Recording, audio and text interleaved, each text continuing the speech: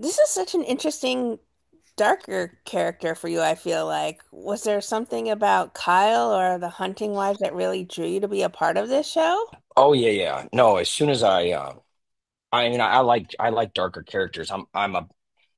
I grew up a bad boy, uh, a bit, and I am drawn to characters that have darker influence.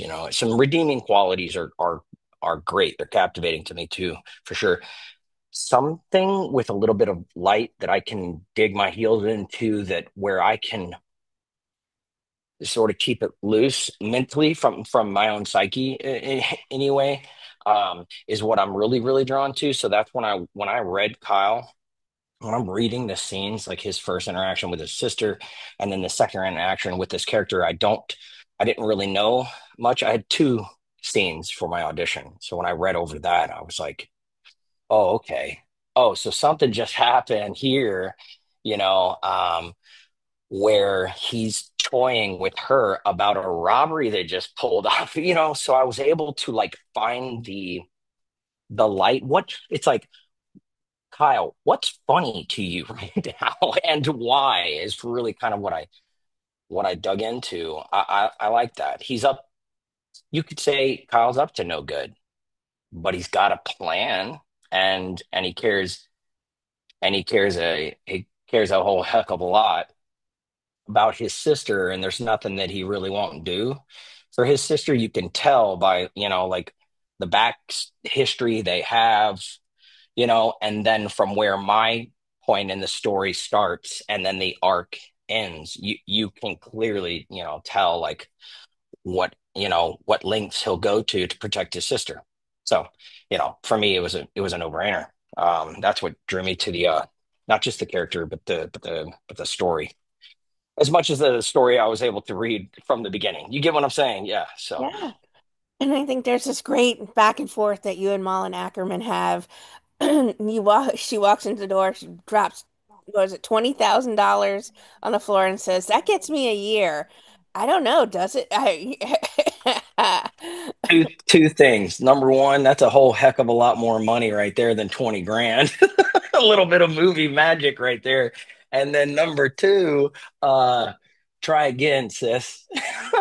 I mean, Try this again. sounds like Because old hat to him that she's used to just dropping 20 G's on the floor and just being rid of him for the year.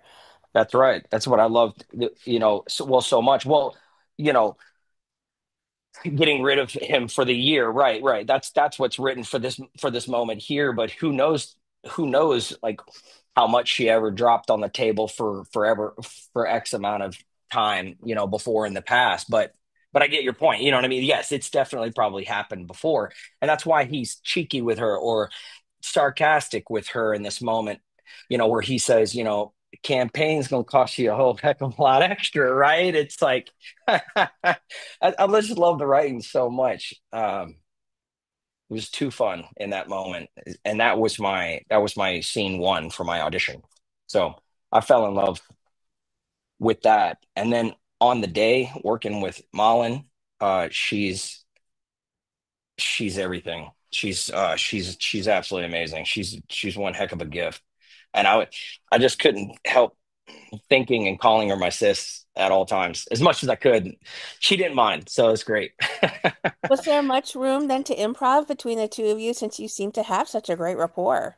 There sure was. There sure was. And look, for me personally, um, I can, and I will get a little loose, on set when I want kind of like take the reins, and I'm dropping myself into a moment, and thankfully it was such a gift to work with every one of these directors, on this, for every one of the episodes that I was in. And thankfully they just kind of let me be as loose as I want, and then they would dial me back if need be. But yeah, we had free range. Yeah, we could improvise a bit, And what was really nice is that, the showrunner, Rebecca, she would always let me have one for me, and then she would be like, okay, so we have that. Now let's do one where it's a little cleaner, or so she would always have some alts. But yeah. such great relationship with Mullen. She's a real pro. She's been around a long time, and I consider myself extremely lucky. I'd go to work with any one of them any day of the week. You guys give me a ring, I'm there. And they know that. They know that. I made it very known. I was like, I'm having too much fun. Wait, can we do another one? You know, but that's Kyle's nature too. He doesn't know where it ends. He really doesn't even begin, does he? It's like he just There is no like line with him. yeah, he's there. He's going a million miles a minute. Was that then your favorite scene to film, that initial one with her, or is there one that you're most proud of the work you put into? That certainly was one of my top favorites. With Brittany Snow though, the the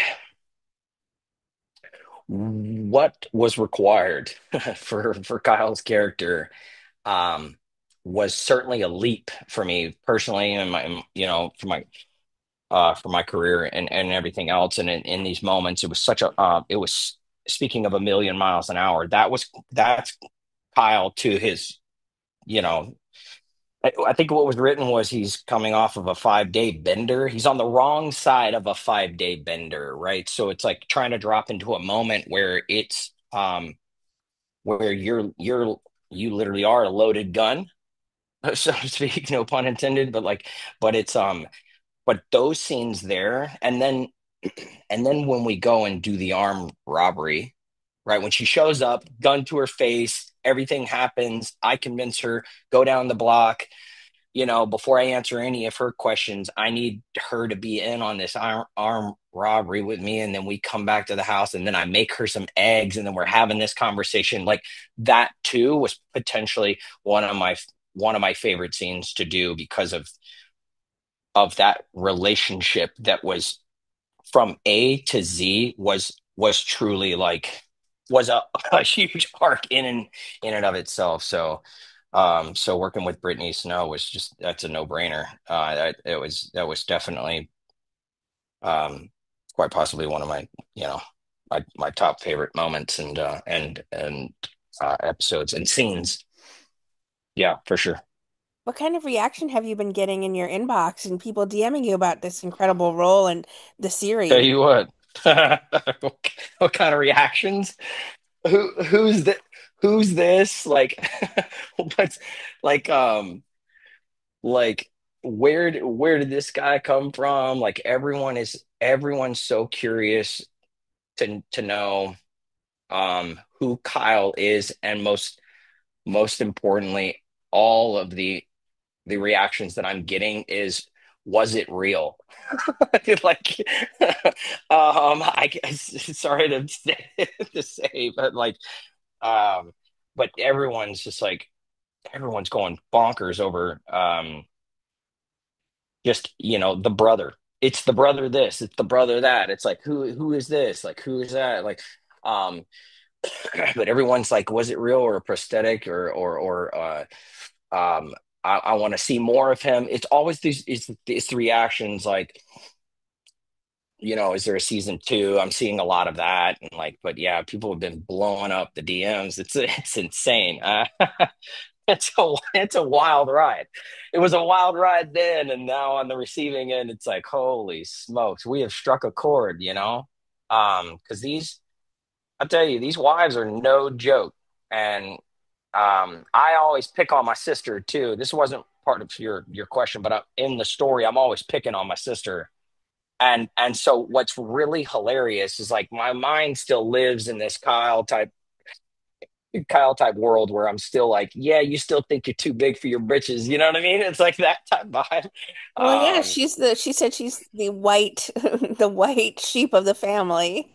mhm. Man, oh man, she's a troublemaker for sure, and that all comes out in a lot of ways. But it's so cool. It's so cool to watch. Um, yeah. Did you really enjoy the? I The, loved the season. every second. It's a must Did watch. you? You have to binge it all though. Like it since it I all think comes, so. you have to just binge it. It's so good back to back. I think so. I really, really do. That I mean, look, it's Netflix, right? So like they created something real special with being able to release all 10 episodes. They're not doing that typical format with like cable cable TV or network television, right? So where you got to wait every week and get another one, you know what I mean? So it's like you give people 10 like with Ozark or something like that, There's but with this 8, it's really important for this particular series and this particular story is to really, really get in there and just kind of, flesh it out because it once it starts, it is wild. It just goes and goes.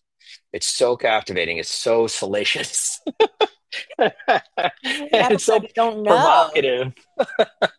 Yeah. Yeah, from moment to moment you don't even know what provocative thing is going to come up, and I think it's a Margot at the center of it all. Oh my gosh, she is a bad girl. Um, we think Kyle's bad. Woo. Yeah, and it's always really just, and that's why I think from his character, even though he likes to bust her balls, he truly he wants he truly does want to protect her at all costs. Um, you know, I'd like to see what more thoughts he has um about Mr. Two. Mr. Banks. Season I'd two. like to see Margot. I remember that line where I'm like, "You're always going to be Mandy from Alba, Texas." I remember on the day I kept saying, if I'm allowed to cuss, I kept saying, okay, thank you. I kept saying, you may have fucked and sucked your way to the top, but you're always going to be Mandy from Alba, goddamn Texas. I kept saying that. And then finally they were like, can we get one clean? You know what I mean? And that's what ended Got up in. playing. I remember. So anyway, it's fun. It's so fun just kind of busting her balls, man.